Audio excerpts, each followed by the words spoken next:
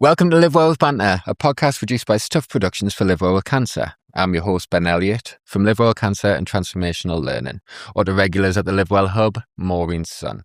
I'm here today with a very special guest, Dr. Jenny Johns from Northumbria. Yes. For lead clinical psych. I should have checked this before I came in. Lead clinical psychologist at the Northern Cancer Alliance. Yeah. Welcome, Jenny. How are you doing? I'm good, thank you, Ben. Nice to be here. How are you feeling about podcasting? It's my first ever one, and I couldn't think of a better person to do it with. Well, exactly. I kind of manipulated you into this one, didn't I? I can't say no to you, Ben. I leveraged my smile and our bond over the years to get you in the hot seat. And do you know what was great as well? Getting you in here, got Nicola in here. Two for the price of one. Superb. Today we're doing trauma-informed care. Tomorrow, obviously it won't be released tomorrow.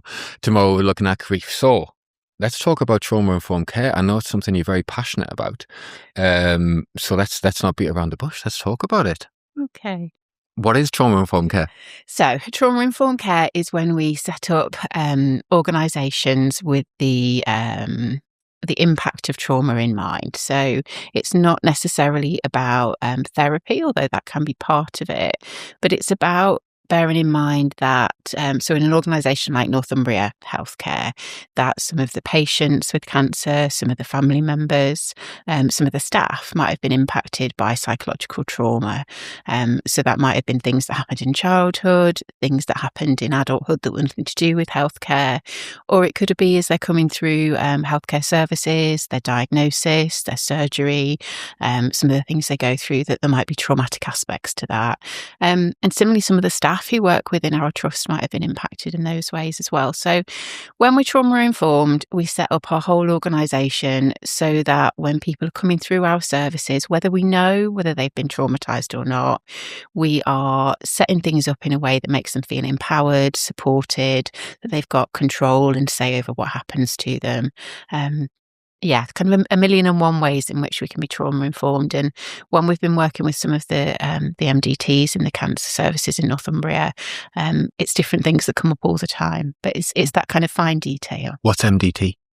That's the teams of professionals who look after somebody with cancer. So there's a breast MDT that's got the kind of the doctors and the nurses and the kind of allied health professionals. So yeah, it's kind of one of those for each kind of cancer. And so where did this come from, the trauma? Is this a new thing? Is this kind of, no, or has this been around for a long time? So my background is, before I came into cancer services about 8 years ago, I worked in community mental health teams. So one of the local mental health trusts. And I think in mental health, there's been a lot of talk about trauma-informed care. So CNTW and TUV, who are our local mental health trusts, are way ahead of the game. But I think in acute hospitals and acute hospital trusts, it's newer. In England, there's less focus than there's been on. So NHS Scotland, NHS Wales are really ahead of the game with this. But NHS England are lagging behind, dare I say. But there is a lot of enthusiasm for sort of lobbying government to have an English sort of policy and plan. And I'm actually going down to London in a couple of weeks. We've been invited to Parliament to speak about it. So that's really exciting. That's very exciting. Go shopping, Ben. Yes, yeah, totally. That's going to be a fantastic. So what, just you, or is it part of you and your team? There's a network of people across the North East who are really passionate about this, and it's not just in health. So it's kind of health, social care, education, prisons, the police, that idea that trauma impacts everybody, and the way that it shows up might be in lots of different ways. So it's not just about one sector of society thinking in a trauma-informed way, it's kind of across the board. So yes, there's a merry gang of us going down in a couple of weeks' time. Oh, that'll be so good. I look forward to hearing about that. So how is trauma-informed care part of your role, and in terms of, I guess, day-to-day or kind of long-term even maybe? I guess the most obvious place is that we provide psychological care for people who are going through cancer, so they're the patients or their families. So sometimes that's the most obvious thing, that they've had a traumatic experience at diagnosis, or something's happened along the way in terms of their cancer care. Sometimes something traumatic that's happened in the past has been kind of awakened by getting cancer. So something might have happened in the past where they felt like they've not had a lot of control. And obviously when you get a cancer diagnosis, that's very replicated. There's not a lot of control. Sometimes it's about a more kind of relational trauma. So if people have had bad experiences in the past where they've not felt listened to, they've not felt safe, they've not felt like they've had choice over things, then relating to a medical system can feel really frightening and overwhelming. Sometimes people who struggle to kind of engage with maybe the kind of screening process, or they struggle to kind of speak up for what they want with their medical team in a way that's helpful. So it can show up like that. I think we've done a little bit of work recently that's been really interesting, looking at the pre-diagnosis period and trying to think about how we work with people who aren't attending for some of those early appointments, and thinking about a kind of trauma-informed response to that. So there's some lovely work. There's some cancer navigators who, we've got this amazing AI system that picks up people who are more likely to DNA their appointments. And then we do some outreach to them. So somebody rings them, says, I noticed you've got an X-ray appointment next week. How are you feeling about that? Any problems? And sometimes it's practical things about money or transport, but sometimes people are really stressed and anxious, and that kind of outreach to kind of reach people who might otherwise struggle to get the treatment they need. So that's one of the projects we're doing.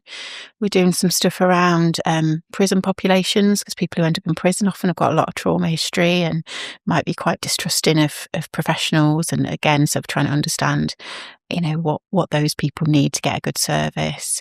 And then a lot of what we do is with staff as well. We've got phenomenal staff in cancer and palliative care, as you know, but they see some difficult things and they hear some difficult things. So part of what we do is we run staff supervision groups and training. So it's a chance for people to process some of the things they've seen and heard, a chance for them to process their emotions so they can go back to work the next day, and be compassionate and present. And, often when people find out what I do for a job, they're like, I don't know how you can do that. And part of the way that we can do that is by making sure that, we as a team and the staff that we look after have those opportunities to process what can be a traumatic but incredibly rewarding job. Yeah, well, I can imagine when you're dealing with trauma and things like that, I'm sure things do come out. Are you able to detach yourself from that? I guess it's kind of part of the role. It's walking a fine line, because it's that seesaw, isn't it? You don't want to be so far removed from it that you're not connecting with people. I think people can tell if you're too far removed. And in some ways, for me, that's a bit of a sign that somebody might be, getting towards burnout if they're too, they talk about compassion fatigue, if you're like too distant from it. But equally, if you're too in it with people, if you're, feeling everything they're feeling with the same intensity, you're not particularly helpful to them either. So I remember when I was training, one of my supervisors saying to me, if you imagine that when you're trying to connect with somebody in distress, it's like they're at the bottom of this deep, dark well, and at the bottom of the, bottom, it's dark and it's scary and it's awful, and it's almost unbearable for them to be in there. You don't want to just sit at the top of the well going, how are you down there? Is everything okay? Because you're not connected. You're not going to reach them. But equally, there's no point throwing yourself into the well and just being in the bottom with them either. So he would say to me, what you want to do is like let down a ladder, make sure when you get to the bottom of the ladder, you've still got one hand on the ladder, and then talk to them about what it's like down there. So, giving them hope that there's a way out, giving them hope that there is a ladder and you can help them find the way out there. But you've got to be close enough to feel how awful it is without letting go of the ladder and just tumbling down, which I thought was a lovely metaphor. It's not mine. I've stolen it. It's a good one. Most of my wisdom is stolen. Well, I think that's the true of everyone, isn't it? All we're doing is standing on the shoulders of giants and looking forward and hoping for a better thing. So how is that? Is it kind of, I don't know, like retrospectively applying this to how things are done? Is that more of a challenge? I imagine it's probably easier setting a service up with that in mind rather than having an existing service and then trying to kind of reverse engineer it. I think you can do both. And so one of the things we're doing at the moment with some of the multidisciplinary teams is, so we've got one with the breast team in a couple of weeks' time. So we're going along to them talking about what trauma-informed care is, and then getting them to think about their practice. So there's already some beautiful examples of trauma-informed care. So getting them to think about what is it that you do already that's trauma-informed, and is everybody doing that? or is it just a couple of people have got some really good practices? So can they learn from each other? And then what's within their gift to change? So some things have to be done in a certain way, but lots of things don't. And I think one of the things I love about working in Northumbria, it feels like a really proactive, creative, let's see what we can do. You know, that phrase of like, oh, we do it like that because we've always done it like that. Doesn't feel like it's a place where that holds much water. Like, people like to question things and improve things. So yeah, we're doing one with breast, one with gynae, one with colorectal. And then, yeah, we've had some requests from some of the other teams as well. It's just fitting it all in at the moment. Yeah. But yeah, it's lovely that so many people are interested and want to improve things. Because I think, you know, sometimes we hear about situations where things have gone wrong, but things very rarely go wrong because as bad people are doing a bad job. Yeah. Something's got lost along the way, or there's been an emphasis on one thing rather than another. So yeah, it feels really lovely to be kind of improving the service like that. I've heard wonderful things about Northumbria. Did I hear you number 3 in the country? Is that true? We're not doing bad. Bronze medal, absolutely tremendous. Yeah, we're not doing bad. It's great though, and that's a wonderful environment to work in as well. It when really you're looking is, for the best solutions and you're working together as a team, it's a Yeah. collaborative thing. What are you trying to achieve from the Parliament conversation, or what would be the kind of what's the aim from that? I think, as I say, it's a more like sort of wider systemic thing, because I think, you know, when I've talked to people who've done some of this work in other areas and other trusts, they've all talked about the idea of bottom up and top down change. So bottom up change is when you do what we're doing, where you go to the teams who are on the front line delivering the care and say, how can we make this better? What can it look like? But that's much easier to do if you've got top down sort of buy-in as well. Yeah. So you know, within our trust, we've got some lovely support and some lovely kind of interest from kind of some of the sort of senior managers and leaders. But I think if the layer above that, if, you know, at a kind of societal level, the government's saying, actually, this is important how we structure services, then money flows from that, you know, priorities in terms of how people structure things flow from that. So the ICB, which is like the sort of regional sort of organisation that guides healthcare, they're really on board. So one of the people that I'm going down to Parliament with, Erin Harvey's the lead for trauma-informed care. So just that post exists is a great step forward. So yeah. Just trying to get that kind of higher level buy-in, I think. Yeah, so is that and I'm guessing them are happening at the same time, so you're trying to go top down and bottom up simultaneously, and then hopefully meet in the middle and everything's aligned nicely. Fingers crossed. Oh no, that sounds great. That's really exciting. It's exciting times. I'd love to see you speaking in Parliament. That would be brilliant. Well, I think it's a room. I don't think I've got the whole floor. Yeah. But that would be good. So who are you speaking to? I think it's a combination of MPs, people from the House of Lords, and general kind of healthcare concerned people. So I don't know a lot. Literally, I found out on Monday, so all very exciting. Yeah, that's really, really cool. Because I know you were talking about potentially having this in the resources for the trust for actually spreading and the education on it. Oh, the kind of training part of it. Yeah. So I guess we are thinking about the best way of kind of getting the message out, really. So there could be something that's like an entry level sort of training that goes out to all staff, depending on people's roles. There might be some roles where they could do a bit more kind of enhanced training. But I think these workshops feel like a really exciting thing to do because, you know, I've got lots of experience of trauma. I've got lots of experience of cancer, but I don't know the details of how a breast cancer pathway runs and how they run their clinics and what their waiting space is like and stuff. So I think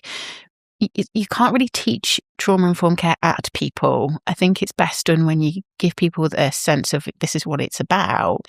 Now let's look at your particular corner of what you do and see what we can apply. So yeah, I think although training's really important, I think it has to come from the people who are delivering the service. And I guess the other part we've not talked about is the co-production part of it. So Live Well with Cancer has been really supportive of the project we were doing around pre-diagnosis because, you know, truly trauma-informed care involves the people who use the service telling you what's traumatic and what's helpful. So I think that idea of one of the things we're trying to do in Northumbria is develop almost like an expert reference group. So people who, you know, if we've got a new policy or we've got a new new service coming online, or we design a waiting area or something, that they can help us to understand what would make that as manageable as possible. So, and those dialogues are so important, aren't they? I know when Yeah. we were doing the fatigue master classes, I always loved having patients and professionals in the room. Great idea. It's such a great Yeah. thing because you see the conversations that are happening in it. It's what you're talking about there. It's like, I know about trauma-informed care, I know about my part of it, but I don't know about your pathway. So how can we Yeah. have a conversation and understand how this applies? And only by having that conversation and thinking about it are you ever really going to implement it and kind of make it Yeah. become something. Because I think there's that thing about blind spots, isn't it? I think when you work in big institutions and things have always, things have gone in certain ways, sometimes a patient or a family member can say, yeah, but what about this blind spot? And, it wasn't you were intending to cause any harm, but you just didn't think of it that way because Yeah. you weren't on the other side of things. So, yeah, I think some of the stuff you guys have done that's brought patients and professionals together, because we're not two different sets of people, are we? No. Sometimes we're patients and professionals, but I think it's a really positive way of having those conversations. Yeah, definitely. And a little bit of a segue here. This is me Okay. hosting, kicking So in. slick. During those fatigue masterclasses, one thing we talked about a lot was acceptance commitment therapy, and having you on the chair, I'm going to double dip and I'm going to talk about two topics if it's all right with you. So could you give us just a little bit of a kind of explanation about what acceptance commitment therapy is? Yeah, so I think it was Claire and Christy had come along and did some stuff on that, didn't they? They were brilliant as well. They were really good and engaging. They had a great time. Yeah. They enjoyed it. So yeah, acceptance and commitment therapy is one of the CBT models that we use a lot in cancer psychology. And it's about cognitive behavioural therapy. Yes, sorry, slipping into well, abbreviation. Sure. So yeah, it's a really helpful model when I think it comes to managing cancer, and it's largely got two sets of skills. So the first set of skills is about what they call values-based living, like what matters to you, who do you want to be, what's your kind of compass direction in life. So helping people to kind of articulate those things, and trying as much as we can to help people live in line with those values, even if they might be the way that they live in line with those values might be different. Trying to help people stay connected to those. But then the other kind of set of skills is about what are the difficult thoughts and feelings that show up that get in the way. So, is it worry? Is it guilt? Is it anger? What are the things that get in the way? What thoughts and what stories do you tell yourself about what's going on that sometimes make it really hard to live in line with your values? So it's a kind of whistle stop, I guess, but I think it's really helpful because traditional cognitive behavioural therapy, if somebody's anxious, might ask people to, spot their anxious thoughts and come up with arguments for and against why those thoughts aren't true. But with cancer, some of the worry thoughts that people have might come true. Yeah. And arguing backwards and forwards with yourself in your head is what a lot of people are doing at 2:00 in the morning anyway. Doesn't help at all. So ACT, which is what acceptance and commitment therapy gets abbreviated to, it gives people a whole extra raft of skills. But yeah, and one of the things I love about doing my job is people have come to our service because something awful's happened and they've got cancer. But what I always hope they leave with is some skills that they can use for the rest of their lives in all sorts of other ways, because it's not just relevant for cancer. I think when I started learning this stuff, it's one of the therapy approaches that's changed the way I live, I think, most. I'm quite evangelical, as you can tell. Well, living what you preach is such an important thing as well. You can't do this stuff unless you can't teach it unless you do it. Absolutely. And acceptance is such an important thing, isn't it? Because, we can pretend things aren't what they are, but actually life is what it is. And if we meet it where it is, it's easier to deal with than how we'd like it to be or how it isn't, and it's easy to kind of get lost in these things. How is that in relation to patients? And is that a very individualized thing when you're working with someone on ACT? Yeah. I mean, there's kind of some core principles, and I think where people are getting stuck is different. Some people, it's that they find it hard to put what their values are into words. Some people are getting really stuck in their mind running ahead of itself into the future, understandably. So being able to be mindful. So it's one of the mindfulness-based therapies. So being able to bring their attention back into the present is difficult. Some people are getting really caught up in particular stories in their mind about what might happen. So yeah, I think with all psychology, you're trying to adjust the kind of treatment that you offer, the kind of approach to where somebody is and where they're stuck. It's a lot of psychology is a really collaborative thing. You don't just do it to somebody or at somebody. It's kind of that understanding of where they're at and what they need next. Yeah. Well, like I'm saying, that conversation is where the change happens, isn't it? Because you can tell someone something all day long. And I'll tell you what, if you tell me something, probably not going to pay much attention. If you ask us and we have a dialogue, I'll learn it and I'll keep it with it. But getting told something or just hear some information, say, well, that's not hit home.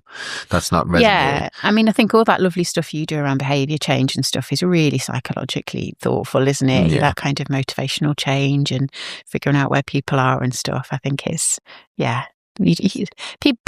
people know things. They don't need to be told. It's figuring out, well, where do I get stuck and what do I need to work my way around that? Yeah. You've set me up for a lovely transition. I was actually going to keep talking about acceptance commitment therapy, but then you talked about behavioural change, and now I want to talk about live well healthy habits. So let's go. Let's go there. Right, lovely. So you know about live well healthy habits. I call it the Wellbeing 9 a day, and that's what it's copyrighted as, but it's best understood as the 3 pillars of wellness. So the first pillar is about your journey in life. That's how you move from the past through the present and into the future. You've then got your health, which I like to think of as your mental health, your physical health, physical fitness, and your emotional well-being. And then we've got your relationships. So your relationships with other people, your relationship with yourself, and then your relationship with your diet. So I've got 9 questions coming up, one for each habit. Okay, hit me. Number 1, what's one intention for the future? I am going to try to climb Scarfell Pike this summer, by the end of the summer. Oh, lush. It's lovely up there. Yeah. Has that been Have you done it, have you? I've done it, yeah. Okay. Yeah, it's nice. Careful on the way down, just nice and steady. Okay. Especially if it's a wet day, because it can be just a little bit Will it be going down on my bum, will I? It's just the rocks. If it's a little bit wet, it can sometimes be a little bit of just be careful. Okay. But that's one of them things that's so mindful I love climbing mountains. How long's it been on the list for? We were there last summer, and my partner just pointed and went next summer. Brilliant. So yeah. Oh, I love that. Definitely. Well, if depending on timing, we'll try and cut in a picture of you up there. That would be good. That would be lovely. That would be absolutely ideal. Yeah, I actually did the UK 3 peaks in 20. Well, it was over 24 hours because we got stuck in traffic. But that was the best of the day. That was the one that was sunniest. So I actually got a view up there. Snowed and there wasn't anything. Wales, man. Yeah, totally. It's lovely, the lakes as well, isn't it? It's lovely being over there. Yeah, it's one of my favourite places. Do you have a favourite spot? What was that? I was there this weekend, actually. We were at Troutbeck. Oh, yeah. Near Windermere, yeah. It was just cool. It's just lovely to see the sunshine. It's so nice, isn't it? Yeah, it's really beautiful. Oh, that's a really good answer. Lovely. I'll hold you to that. I'm going to check you up. I'll check you up by the end of the summer. I know you will. I'm going to find out. Well, that kind of leads on, I guess, in a way. What's your favourite way of being present, like staying connected with the moment? I do practice mindfulness. I think it's one of those things, if you're going to teach it to other people, it's good to have your own practice. So there's an app that I use called Waking Up, which is just gorgeous. It's not cheap, but it's so worth the investment. So it's got kind of a daily mindfulness practice, but it's got lots of kind of neuroscience and Buddhism and psychology, like all the things I nerd out about, lots of kind of talks and stuff to listen to. So yeah, the mindfulness practice in terms of like a regular every morning thing. But I think mindfulness is all about how you take it out into the world. So you can be mindful anywhere, but being somewhere beautiful, walking, being outdoors is my favourite. It's the best, isn't it? Really especially when we get a little bit of sunshine. I know. It's been sparse recently, but I'm sure we'll get some soon. Sunshine today. And then final one in your journey, what's one bad habit you should let go?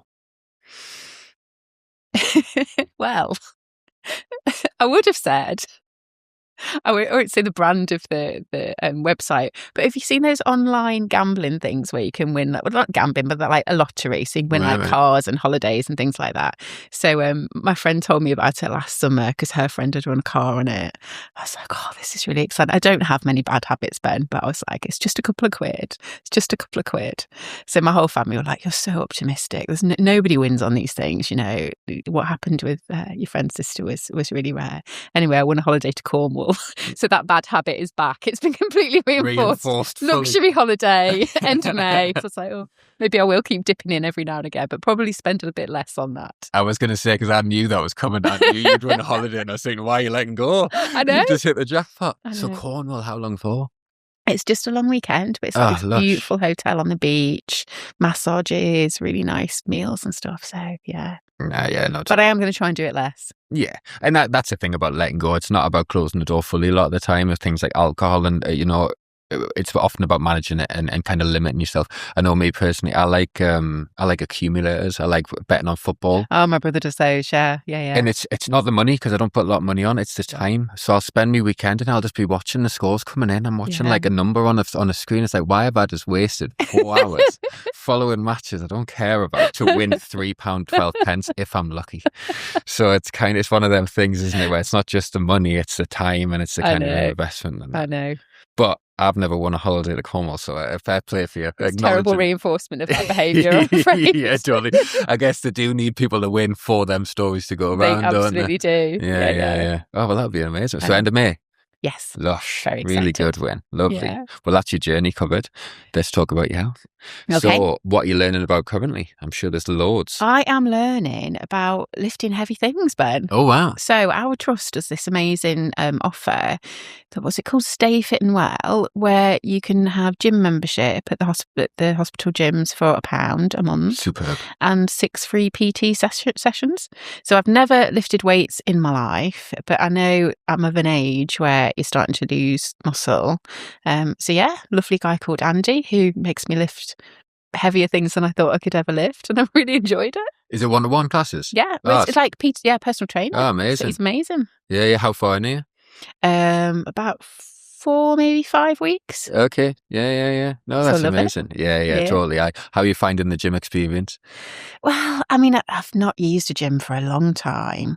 But yeah, it fits really nicely because it's just the physio gym at North Tyneside. So dead easy. The easier it is, the better as well. Yeah. And especially if you can fold in your life, and things like hiking and climbing hills are excellent exercise. Yeah, I think having that goal in mind helps me, when it's like, oh, I'm tired and it's cold and I think having that in mind is helpful. Yeah, no, that's really, really cool. Well, and that leads us into moving. So what's your favourite way of moving? Walking definitely, but I like swimming as well. So I sea swim, not as much as I used to, but I love that, especially in the winter actually. Oh, really? When it's really crazy cold. In that North Sea? In that North Sea, Ben. Wow, that's brave. That's the reaction I like. I like it when people are like, you're so hardcore. Because it feels like an amazing thing to do, but it overlaps with the mindfulness stuff and the ACT stuff. So that idea of, can you tolerate discomfort? Can you? So when you go into the ice cold water, like it can be like 1,000 knives, but it's just a sensation. You're okay, and if you just kind of breathe through it, you get to the other end. And I think that's why I think it's taken off so much, especially when people struggle with their mental health. It's a real state of mind thing to just go, yes, this is uncomfortable, but I can tolerate that. Because once you've got that skill, it's like a superpower. Lots of the ACT stuff is about, can you tolerate discomfort in service of the thing that matters most to you? So you see, I can bend anything around to psychology. It's hard to be anxious when you're freezing cold and submerged in water. You don't think about much else then. You're very present. So we used to play rugby tennis. It was a game we invented. We used to get together as lads, and we always used to go in afterwards. And I liked the water bit, but I hated the getting out of the water and being on the beach in the cold day. That was the bit that always got us. So that's why I see all these have you got a dry one? Oh, I've got a dry one. All the gear. That's the one. Do you do it in like groups and stuff? Yeah. So I bet that's part of it as well, isn't it? Totally, yeah. And I think one of the things that happens when you're in the water is you get a bit giddy, like all the endorphins kick in. So I'm going to be drowned sometimes, like laughing so much when we're swimming. And we tend to, like, when it's somebody's birthday or Christmas and stuff, we kind of go in. So it's like a social thing. Definitely. That's cool. How big's the group? It varies. So there's 4 of us who have swum together for quite a long time, but it varies. Depends on who's around. Give us a shout one time. You're very welcome. Didn't you guys do it? Live Well Swim at one point? We did. We did one at, I think we had about 60 people there. And then Beth did a Pilates beach session, and we did a dip afterwards. But that was summertime, and that was nice. I didn't actually go in that day because I wasn't. I was taking pictures, and I didn't bring a change of clothes because I was working. But that was a wonderful day, and it's nice. You're totally right, because you come back and you've got that feel. I mean, I guess it's almost a baptism of sorts, really, when you kind of submerge yourself in, you're reborn as someone new. Oh, I didn't have you pegged for that. I didn't have you pegged for a Well, I sea like to swimmer. surprise you, Yeah, Ben. yeah, totally, yeah, totally. And then last one on this one, if you could do one thing now that you enjoy, what would it be? I could do one thing. What now? Like today that I enjoy. Hypothetically. Ooh. The last couple of years I've been doing some yoga, and I like the idea of like a retreat, like a Oh, that'd yoga be and meditation amazing. retreat somewhere fabulous, probably somewhere abroad, Yeah. Thailand, somewhere. Yeah, maybe. that would be the one, wouldn't Yeah. it? Yeah. Jamie's been trying to get us to do a Bali one, and it's really Oh, hard not to say Bali. yes. Because the nature of that as well, like I love being on holiday, but being on holiday and devoting it to your health and wellness, and then coming back and being fitter and healthier with a tan on your skin, like because the sun, I miss the sun. I'm pale, and I'm at that stage of the winter where I haven't seen the sun. You're for ready so for long. some sunshine. Yeah, but I could, like even just a week and a bit of sunshine. But doing yoga is just an amazing thing. We did one last year in Malta. Right. Near where Ned Stark was beheaded on the Game of Thrones series. It was where they filmed it. It was on Okay. Manuel Island, and it was amazing because you're just there. You've got 20 odd degrees heat, and then you're mindful, Yeah. And it's so. That's the thing about these habits. A lot of them do cross over. Like you've given 3 answers in a row there. All of them could have been all 3 of them answers because you've got your gym, which is you moving. You're also learning. You're probably enjoying it as well because you're feeling the fitter. Yoga's exactly the same. That's also mindfulness. So the things that are good for us are good for us, aren't they? And they do kind of tick multiple boxes. It does feel like, through the course of my life, there's been times where I've been really good at those sort of behaviours and times where it's drifted off. But once I kind of get a few sort of almost like the kind of dominoes in a line, it feels like easier to keep going with them. Totally. Yeah. I'm a big believer, and that's what this journals are about. Good habits cluster and bad habits cluster. Totally. It's an upward spiral or it's a downward spiral. Completely. And, you start exercising. Well, I want to eat well. I want to stretch. I want to look after myself. I want to see people. I want to enjoy myself. I want to do all these things. Yeah. But then it works exactly the other way. So, the more we can kind of align things and making it part of your life, like you going to Scaffold Pike, that's an adventure. It's fun. You've got the connection on the way. You're listening to tunes and that. And you get to have the exercise. You get to have the nice food afterwards. That's well deserved. Yeah. Totally. Lovely. Well, that's health overall. And then we're on to the last pillar of your relationships. Okay. What's your favourite way of connecting with people? I think at this point in my life, doing things together. So like I say, my friendships, we often connect by kind of walking, swimming, or park run. Do park run sometimes. That feels like a really nice way to start a Saturday. So yeah, I think in times gone by, it would have been sitting around and drinking and chatting, and still some sitting around drinking and chatting. But yeah, I think I like to be on the move. Yeah. Even if I'm meeting a friend, whereas in the past I might have sat and had a cup of tea with them, we might just kind of, especially because of where we live, like we're so lucky. Oh, bless. I grew up in the Midlands, which is far away from the sea as you can possibly be in any direction, so that I can just kind of open my door and be on the beach in 2 minutes.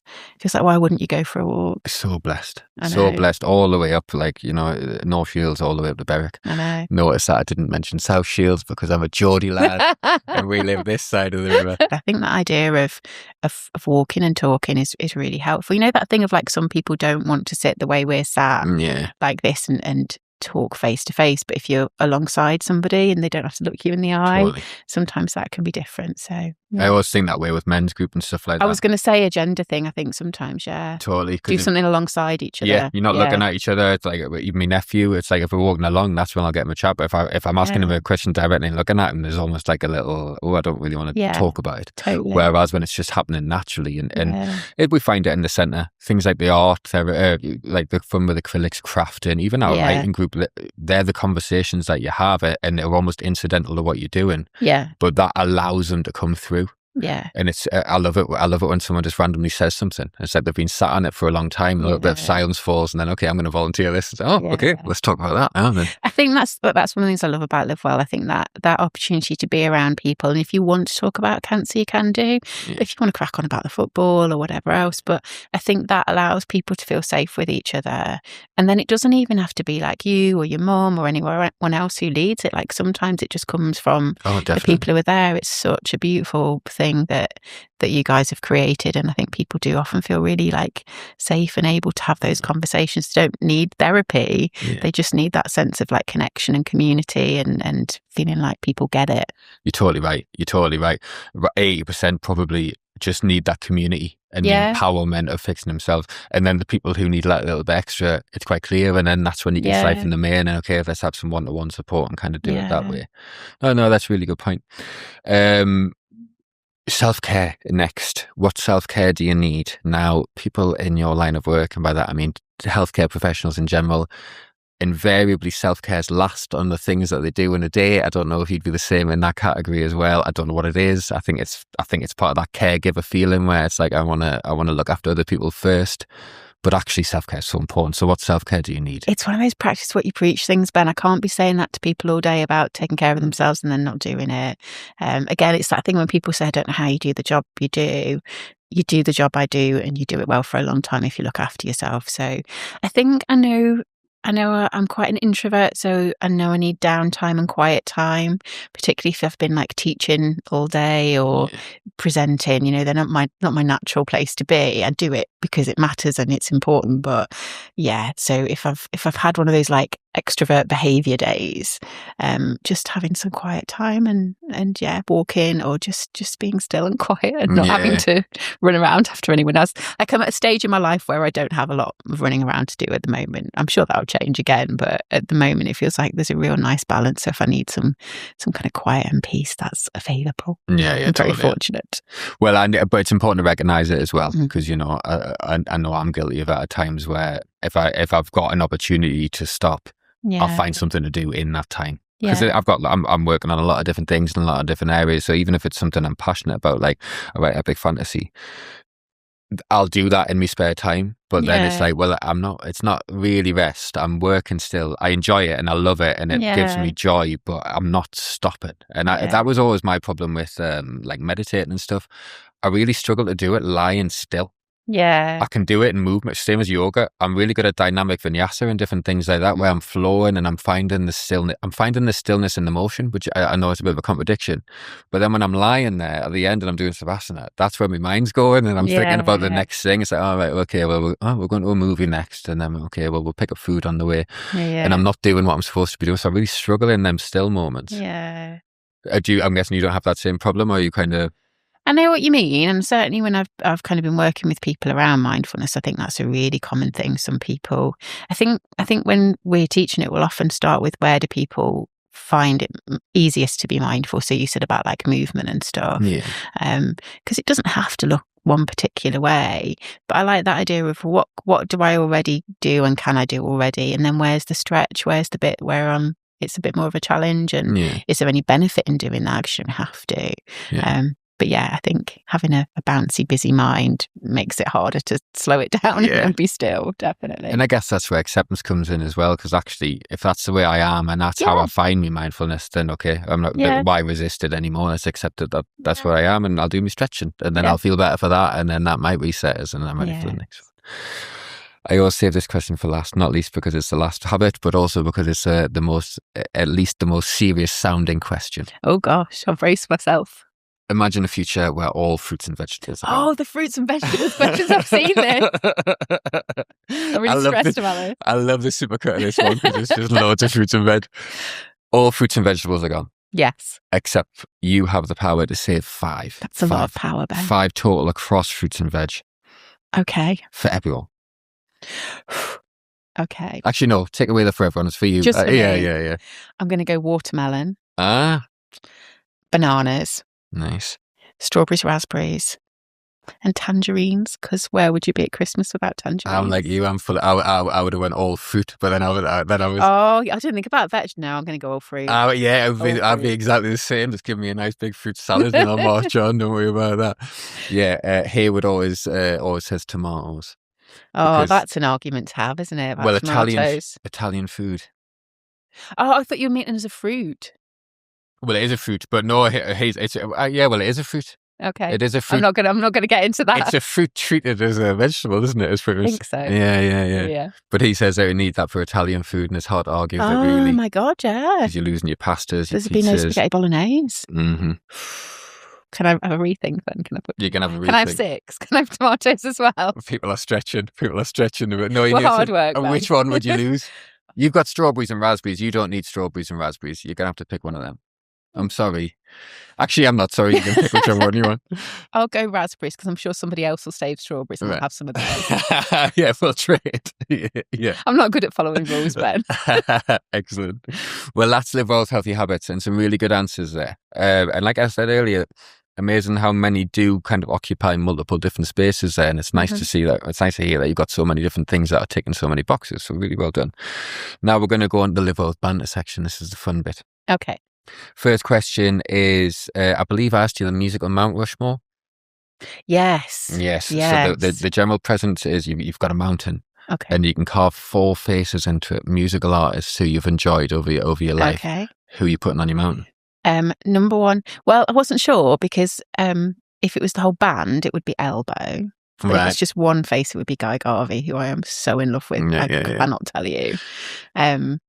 So yeah, do you want? It has to be one face. Okay, so it would be Guy Garvey, then Amy Winehouse, right, then Bono from U2, but in the kind of 80s, 90s, but kind of 80s rattle and hum, long hair.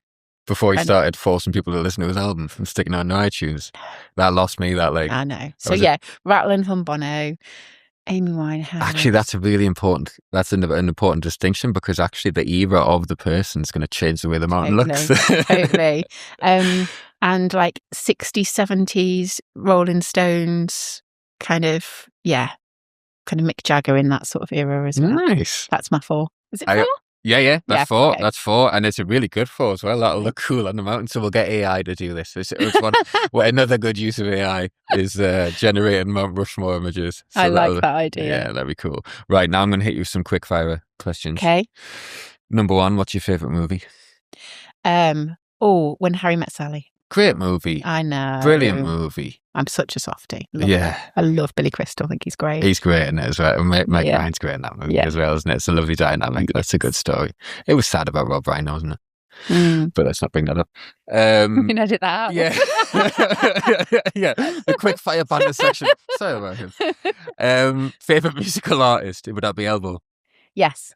Yeah, right, without doubt. I've seen them a couple of times at the Priory when they've done live gigs. Right. Just beautiful. I took my mum and dad because they love them as well last summer, and looking across at my mum dancing like at the Priory as the sun was going down, like Happy Hours was just the best. Really lovely. And their memories are so formative, aren't they? Because it's beyond the music. Yeah. And that's the kind of thing. Yeah, no, really gorgeous. Nice. Favourite song? Oh gosh, there's loads of theirs. Currently, there's a song called Kindling that he wrote when he was dating his wife. I think she lived in London, he lived in Manchester, and it's about the feeling of like it sounds like a train. The song sounds like a train, and it's about that feeling of like when you're having to kind of separate and come back together and separate and come back together. It's just beautiful, so romantic. Great premise for a song. As well, yeah. Gorgeous. I don't think I've heard it. I'll have to have a listen. Have a Google. Really, really nice. Favourite book? I don't read a lot of fiction unless I'm on holiday, but I think my favourite book I've read in the last few years was, have you heard of Catherine Mannix, the palliative care consultant? No. So she worked at one of the Newcastle hospices for a while, but she wrote a book called With the End in Mind, which I read before I started this job. So I kind of got hold of it. Somebody who worked in palliative care had recommended it.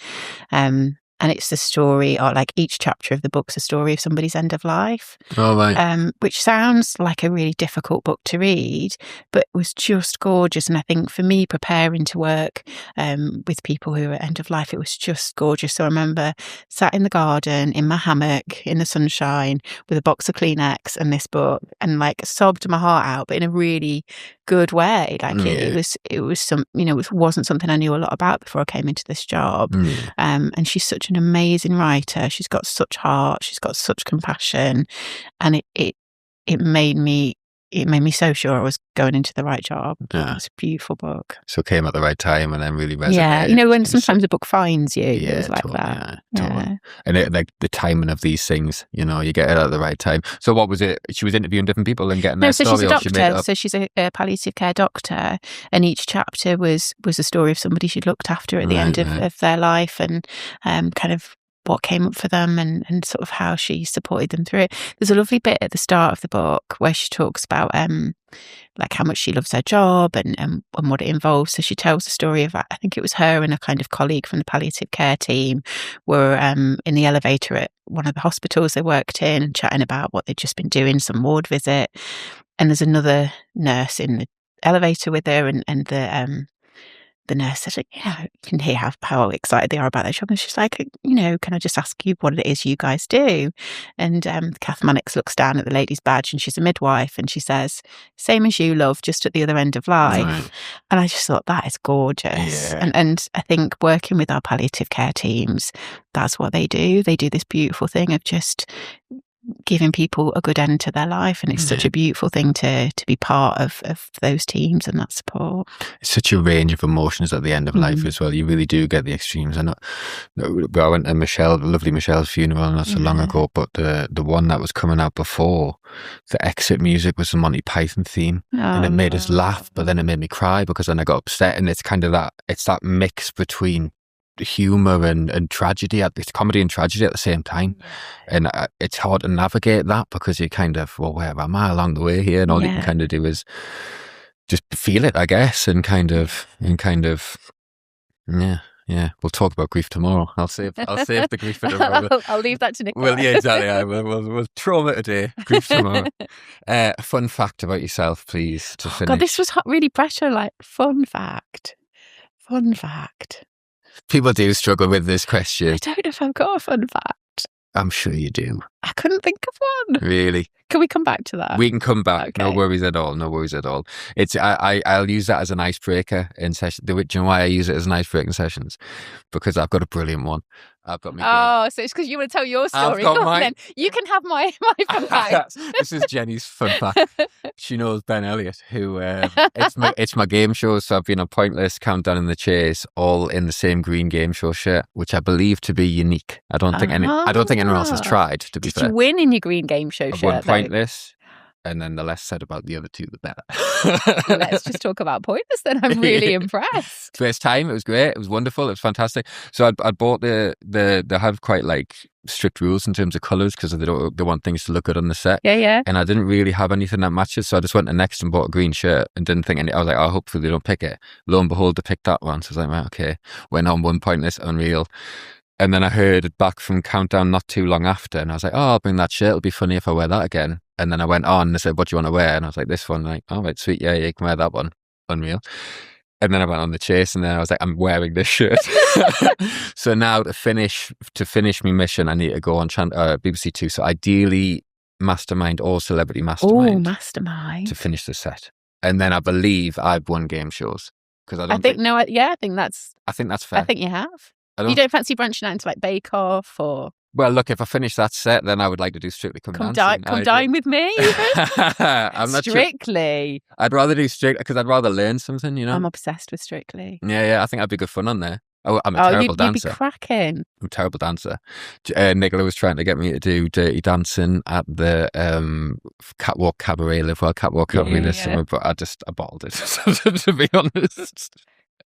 I totally want to see you. But I won't do it on Strictly Come Dancing in front of loads of people on TV. So I don't know where that disconnect is. Yeah. Well, thank you. You've given me the floor. That was your. I told you it'd be difficult getting me to talk about myself. I've got two. I actually forgot these yesterday. I've got two really important questions to come. Okay. Ant or deck? Oh, ant or deck? Oh, I don't want to choose. They're both so lovely. You've got to pick one. Gun to my head. Deck. Deck? Right. I don't even know why. Everyone loves Ant. Everyone I've asked has loved both, and it's been marginal one way or the other. So I don't think they'd be offended. I just think he's got a kind face. Lovely. That's a crap reason. Yeah. And then last one, are you a Toon or a Black and White Army? Oh, I hadn't thought about that either. Well, I saw my first ever football match at Newcastle because obviously I'm from the Midlands, I'm from Leicester. But I feel like Newcastle's my team because that's the first match I watched. Oh, it's just. What game? Who were you watching? It was a European Cup one, such a long time. It was when David Ginola was playing, so that's how long ago it was. But I remember like coming up the stairs at St James's and the lights and the music and just like this, where has this been my whole life? This is amazing. Yeah. So yeah, I'm converted. So we were 2-2 or a black and white army that day? Both, all of the above. I was just so excited about everything. Yeah. Just an engaged fan. Yes, very excited. Fantastic. Well, that's the end of Live Well Banter. We've just got the Live Well Cancer section to come. Okay. So, I've slightly revised the way I ask these questions because I want to align it with something I do. Every Tuesday I work with the Live Well writers and we talk about something called the story of transformation. And this is a storytelling technique that we use. It's applicable for fact or fiction. Fiction or non-fiction, fact or fiction, and it's a structure that I've developed. It's based on a theory by Joseph Campbell, who looked at the myths around the world called the hero's journey, which you might have heard of. But we've kind of refined it into a way of a storytelling technique, and there's kind of 9 beats of the story. So in a nutshell, the hero starts in their normal life, they receive a call to adventure, and then they take steps to accept that call. By accepting the call, they cross a threshold into the unknown, which is sometimes called the special world, and that's where they face trials, they make friends, they make enemies, and going through them trials, so then it leads them to an ordeal, which I like to think of as like a death of the old. So if the first act is about preparing for change, the second act is about changing yourself. And only by going through the darkness of the journey do you claim the reward on the other side, which is the next part. And that's about the birth of the new. So we can think of this as learning a new skill or something like that. When you're in the first part's about preparing to learn, the second part is about learning inside. But just like when you pass a driving test and you've got your bit of paper, you're not really learning how to drive yet until you take it into the third act, and that's when we'll return with the reward, we'll reintegrate with the people around us, and then we establish a new normal. So that's our theory in a nutshell. Okay. And the story of change.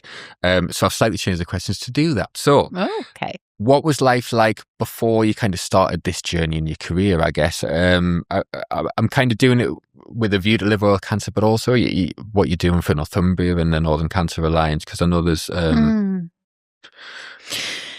I guess using that framework, so I was working in mental health in CNTW for a long time, and then coming across, like, I loved it there. Like, I had a really close team that I'd worked with for a long time, but I was ready for a change, and I think coming into cancer was, I'd done that for like 16 years.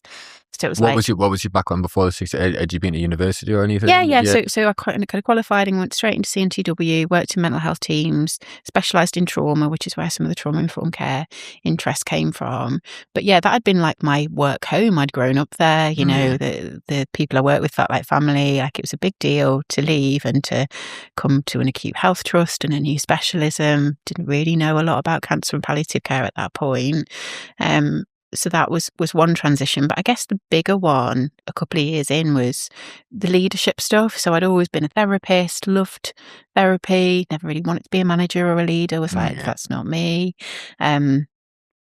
So yeah, that idea of leading the team and then doing some more leadership with the Cancer Alliance was scary stuff, like that whole imposter syndrome and, could I do this? So yeah, that's probably the big sort of transition point. How did that come about then in terms of that opportunity? Did you see an advert for a job, or was it more of a... Well, I came into the Northumbria service as just one of the team, and then when the manager retired, I applied for that post, and then the Cancer Alliance job came up a couple of years after that, and that's just been wonderful. So an amazing organisation filled with people who are really wanting the best for people with cancer.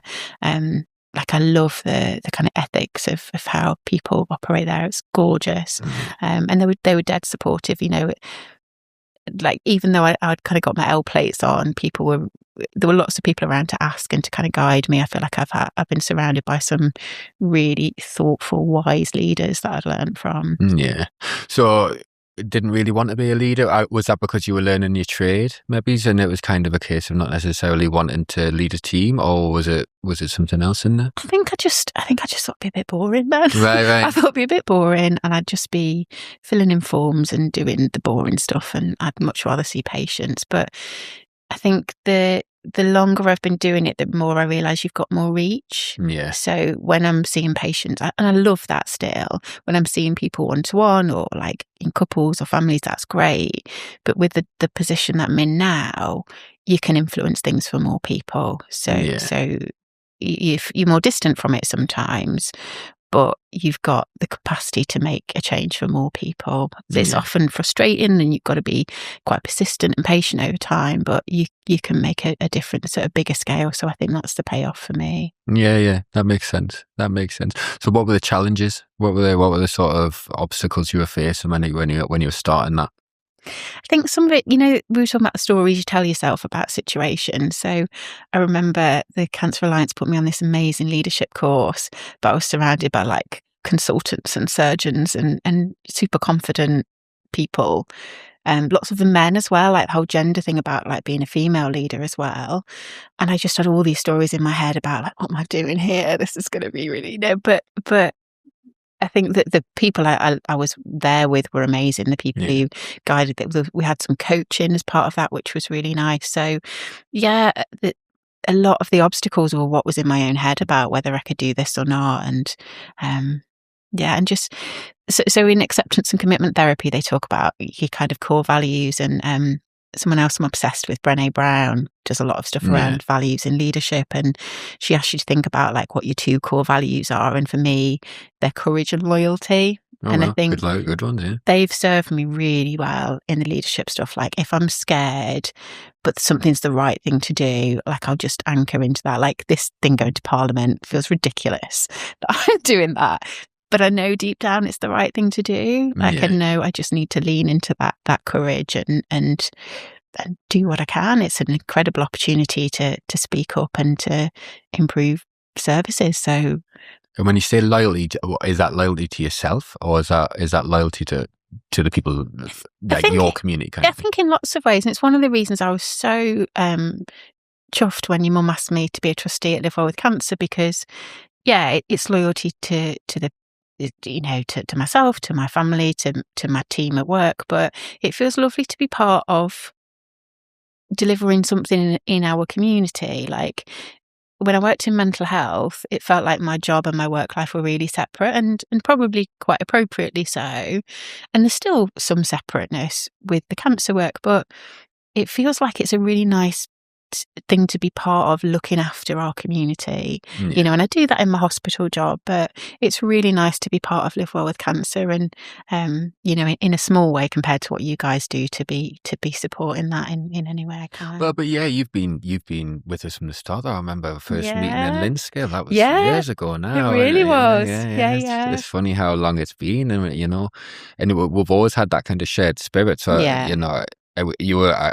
Me and my mum spoke about it, and you were top of the list in terms of people that we wanted to ask, because it was, we can see, you get to know people, and there's loads of good people around, and they're brilliant people, but there's some people who are like, hold on, like that's a really good fit. Nicola's a good example. Really good fit for the charity. Everything's lined up and nice, and you're exactly the same. How's being a trustee been? How you found it? Well, this was another one of those kind of courage things of like, your imposter syndrome's going, trustee, what, like, how could, but yeah, I think it's been lovely meeting everybody, and just doing a bit of reading up about what a trustee does and kind of what the role is and stuff. But yeah, it's great. I think one of the things that makes me sad is that some people, their nurse or whatever might say, oh, we've got a psychology service, and people don't know what we are or what we do, and sometimes are a little bit scared of it, and they're like, I'm going to see a psychologist, whereas they come through the door at Live Well with Cancer in a completely different way. And I think what's lovely is if there is somebody who does need more complex support, does need that level 3, 4 stuff that we do, if they've come in through the door at Live Well with Cancer and they feel safe there, then you guys connecting them to us is much smoother and easier than, because people sometimes think that we're going to lock them up in, white coats and all of that sort of stuff, which, it's changing. I think people have got different attitudes to mental health, but certainly some of our older patients sometimes have got real worries, but some people are quite offended when somebody says, "Do you want to see the psychologist?" And, lots of people, I think sometimes people think to see a psychologist, you've got to have mental health problems with a capital P.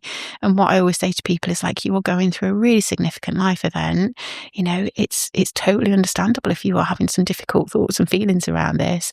That's exactly what psychologists do. You don't have to have a label. It doesn't say anything negative about you. But I think you guys are so lovely at providing that support for people who don't need the kind of more specialist intervention, but also being a really nice like entry point if people do need that, because they come to trust you, and then if you say to them, "Oh, actually, I think it might be helpful to get some extra support," that it's easier for them to kind of come across. I think it's quite a brave thing to come to a session. Especially if you don't know someone there, and it's okay, I'm going to come to this writing session, this craft. I think it's a brave thing to do, and that's actually quite a low level. You're going to go and do some crafting ultimately. So taking that step to I'm going to go and see a psychologist without that trust, I can see why people would kind of stop short. And is it more of an issue with the older generations? Do you think is it something that's changing over time, or is it just an individual case and people have their own perceptions?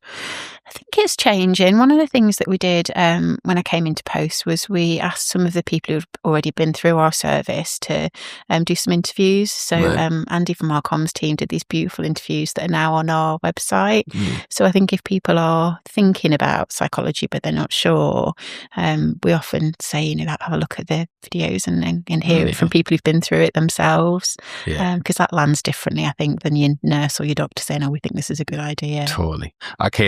Before I came, I was doing a writing session before this, and I was talking to the people in the group, and one of the ladies was saying, "All I can offer here is my experience." And I was like, "I'm going to stop you there. There's no only in that sentence. Your experience is so important." And she was like, "Oh," and I was explaining that people can see that and they might be stuck on something, but seeing someone else has got a shared experience. I found it in the sleep workshops, the fatigue ones. Sometimes people just need to know they're not the only one, and that's enough to give them okay, I can accept that now. Then I'm not the only person who's got this problem. I'll change that in action. So I've got an issue. How do I fix it? And if you can give them something actionable and something practical, then there you go. Then you've got them on the right direction, and that's, who knows where that road takes you.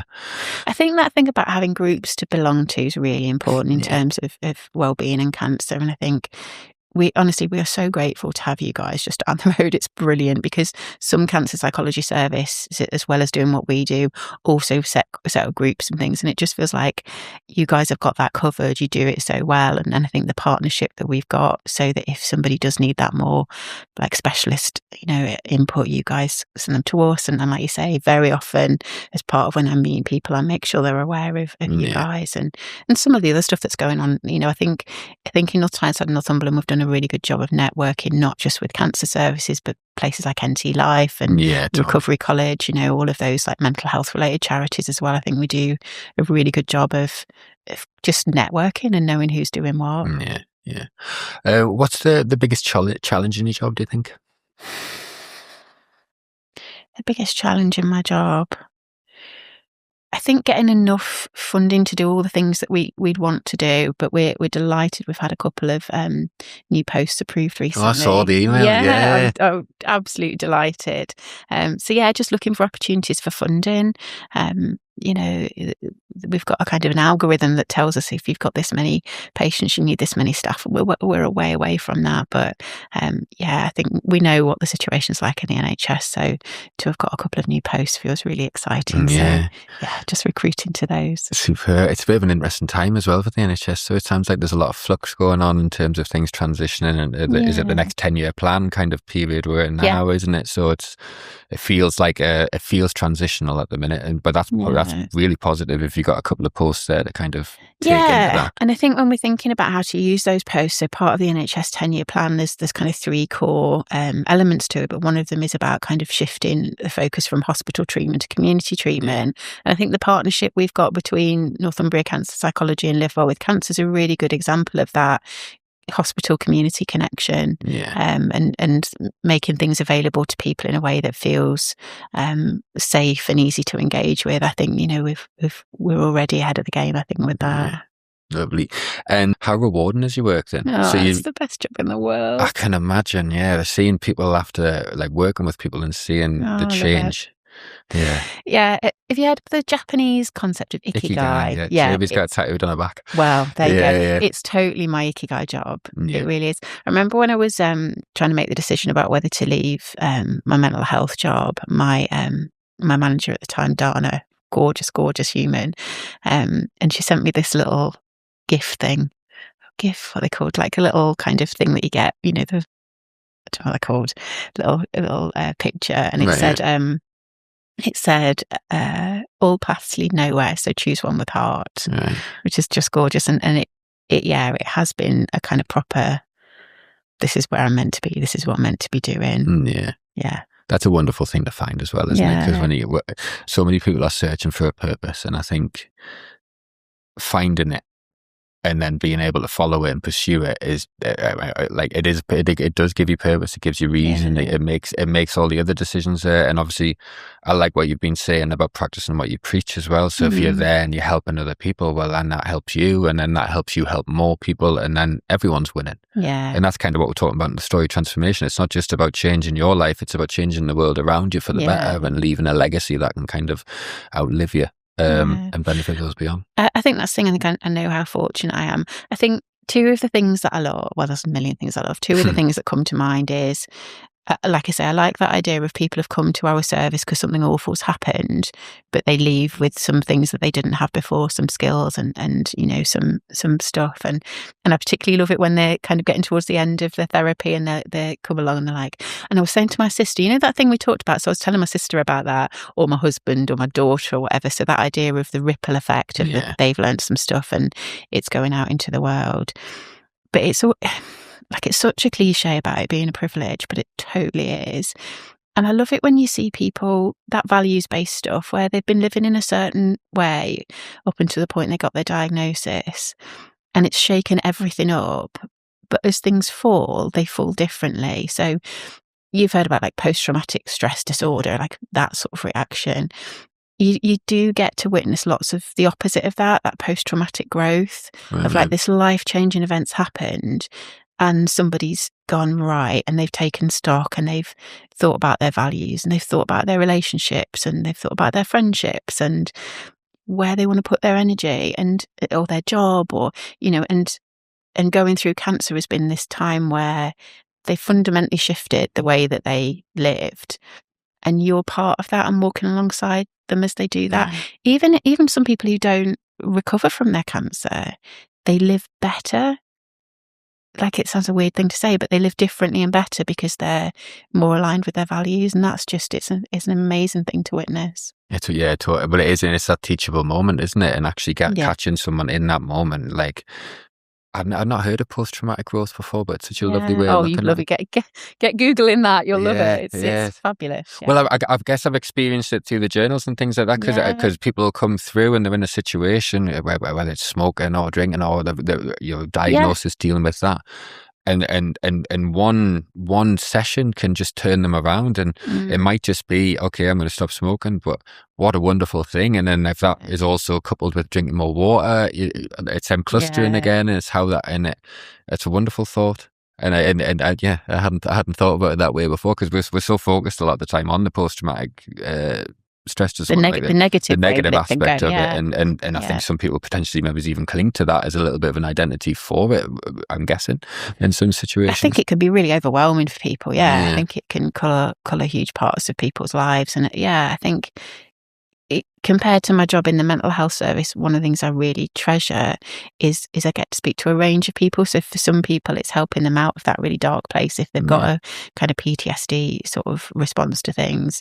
But I'm constantly like inspired and amazed by people's capacity to go through something so difficult with such dignity and such integrity. It's just, best job in the world. Amazing. Well, and obviously, we mentioned about being a trustee for liver oil cancer now, which is it's a wonderful addition. What does being part of the liver oil cancer community mean to you? Oh, do you know what? I remember when your mum asked me, we'd been at the Cancer Alliance conference and she'd won an award. Award-winning Award-winning founder and CEO, Maureen Elliott. And she pulled me to one side afterwards and asked me, and I just got goosebumps. So I was like, what an absolute honour to be asked. You know, from the beginning, I thought what you guys have been doing is amazing, and I've seen it build over time. So, yeah, it just felt like a real honour to be asked. Yeah, it's lovely having it. And it is a community, it really is. Like, and it is that range of people. Because one of the things my mum always talks about is she remembers a crafting session where she had a brain surgeon sat next to someone who very, very, very, very poor and didn't have any money at all, but they're chatting along and having crack because cancer is such a unifier, isn't it? Exactly. People are people at the end of the day, and having that all in one route. It's been great having the Live Well Hub. Having the home, because the first 4 years was obviously remote, and it was a game changer, wasn't it? Finding our home, and especially since moving away from the cafe, and it was a difficult decision at the time, but it was the right decision because it's unified the building. So instead of a cafe downstairs and a Live Well Hub upstairs, it's all the Live Well Hub. Come downstairs and do your writing, go upstairs and do your crafting and your movement and everything like that. Go and see Nicola and do some counselling, you know. It's great. It is lovely. And I think your mum, well, all of you, but I think your mum's kind of, it's a sense of like making it part of the community. It's not just a standalone thing in a building. Like it's very integrated, I think, which is really important. Well, it goes back to the core values as well. So we care, we empower, we are community. It was always at the heart of it. And, you know, and we got things right from the start. I think so. The name, I always go back to the name. I think if your name tells people what you're doing, then you half the battle's done already. And what do we want? We want people to live well with cancer. And anyone impacted by cancer. And the way I view it anyway, so my business is, I can take away the effect by cancer and that because it's about helping people improve their health and well-being. But I think it's the same for that anyway, because it is anyone. And it's right, well, okay. And the things that you do, that's what the Live Well with Healthy Habits journals are about. The things that you do to improve your health and well-being. It's the same if you've got cancer, if you've got diabetes, if you've got any issue. I think them same habits are all going to kind of, and then how do we bring people together and share that and learn together and grow together and create a nice caring community that empowers people to live well. Do you know one of the things that, like, when I talk to people about you guys, I think people have a similar worry about kind of going on to an oncology day unit, which is where I'm based, that it's going to be, you know, a very serious place. Like people have got cancer and it's all very serious. And cancer is taken very seriously where I work and where you work. And as well as that, there is so much laughter and so much kindness. So yeah, when I talk to people about going down to you guys, I will say, you'll get such a warm welcome.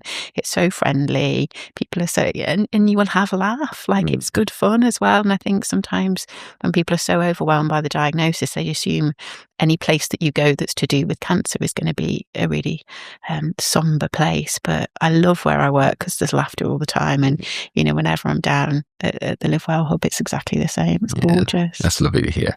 Do you have a highlight of your time from Live Well Cancer so far? I think being asked to be, it was a real surprise, but yeah, really lovely. And that was a long time coming, obviously, because we'd known you for years. We'd worked closely together for so long, and that relationship we'd been building and it is just that threshold, isn't it, I guess, because that was kind of for you, it was entering the unknown of what does to being a trustee mean. Completely. Our partnership work is one thing, but now I'm in. And one thing I will pull you on is you're not saying us, you're saying you guys, and I don't agree with that anymore. Oh, that's part of my transition. Yeah, exactly. That's lovely. That's because it is, you know, and there's a reason why we did ask, and it's a reason why that did resonate at the time, because you know, I love my mum. I love what she's done. She's always been building, and one thing I really appreciate about her is she's a very good judge of character. She's a phenomenal judge of character. Nothing gets past her. Very, very rare that if she's telling me that she likes someone, it's very rare. I don't think it's ever happened where I've been like, oh, I don't like that person, and then it works the other way. If there's someone who maybe she's said something in the past and like, I don't like the way this has happened, and it'll happen independently, where I'll meet someone independently in a different setting and I'll get a feeling about them, and then I'll be like, find out the name.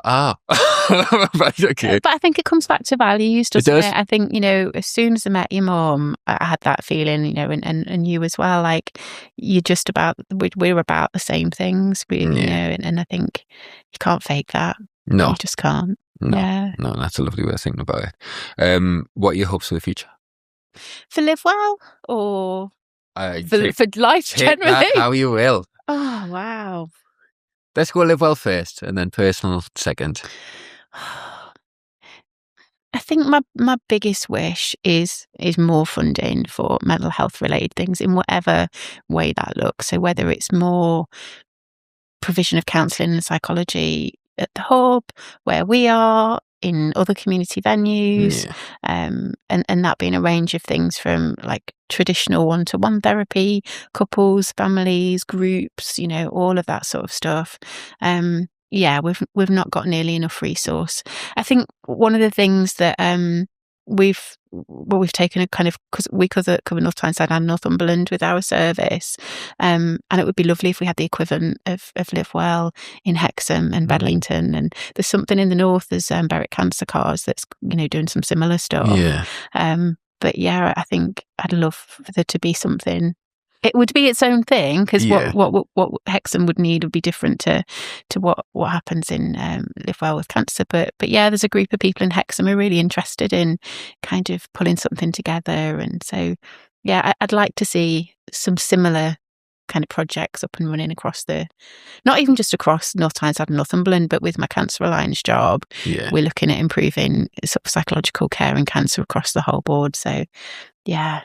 Huge pot of money to do all of those things. Exactly, a magical money pot. Yeah, that's what we need. But yeah, finding as much resource as we can to and it's that security of it as well, isn't it? Obviously, where we work as a charity, there's an end in terms of, and we know we've got money coming in, whether that's community fundraising and grants, but there's an end of what we can do, and I guess our model's always been based around. We don't actually have a lot of staff. We've got a lot of facilitators. We've got sessional workers. So there's always the ability of, hold on, we're struggling for money here. We can cut off. We're going to have to cut some sessions, and we can kind of save money that way.